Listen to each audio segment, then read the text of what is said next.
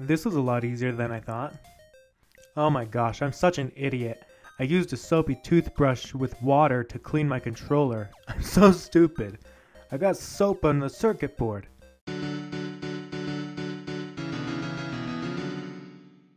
This is the H-model PS2 controller, the worst official model PS2 controller.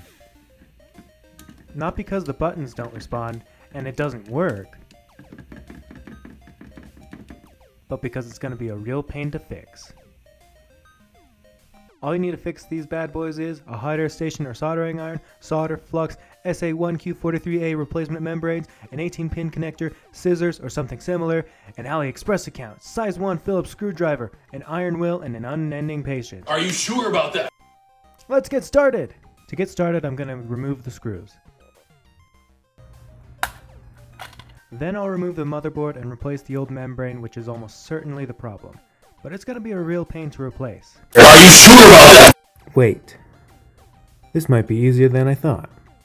So this is unexpected because these models almost always have to be desoldered. But this one, you can actually replace this old membrane with a new. So I guess that's what I'm going to do.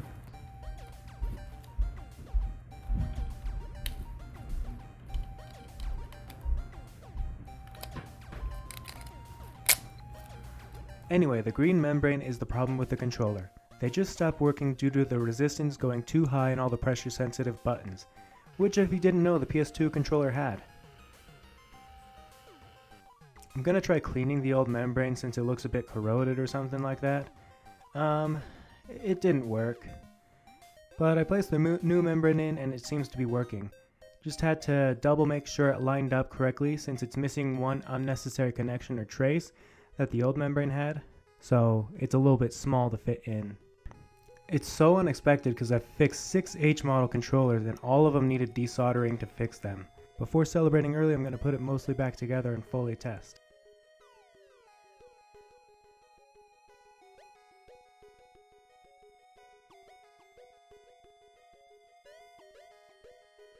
Looks like it works. Now it's time to soak and clean the controller because it's pretty dirty.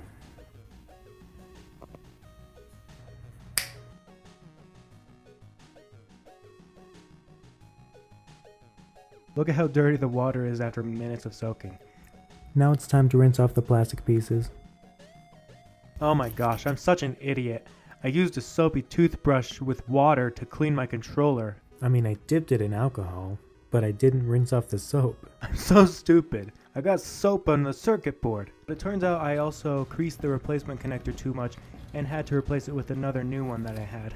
After I cleaned it with a clean toothbrush, it looks mostly fine now. After rinsing off the plastic parts, I'm just going to let it dry till tomorrow. Now that it's all dry, time to put it back together.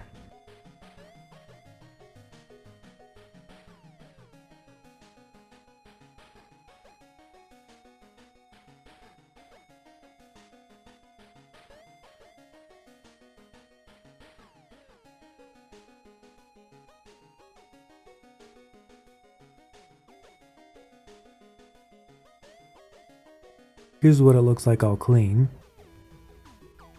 as opposed to how dirty it was before. Now for the final test.